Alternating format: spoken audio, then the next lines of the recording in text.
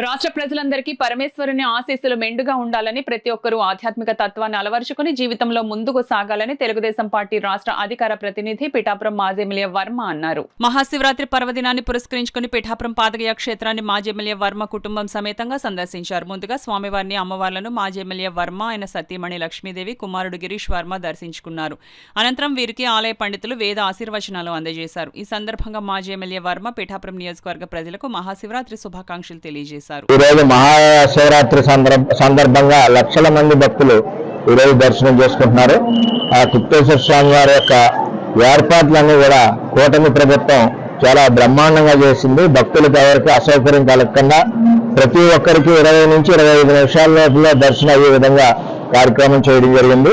ఇటు టెంపుల్ మన ఈఓ గారు, అదేవిధంగా ఎండోమెంట్ డిపార్ట్మెంటు, అంతేకాకుండా పోలీస్ డిపార్ట్మెంట్, మున్సిపల్ డిపార్ట్మెంట్ అందరూ కూడా భక్తుల సౌకర్యాలతో 24 గంటలు పనిచేస్తా ఉన్నారు.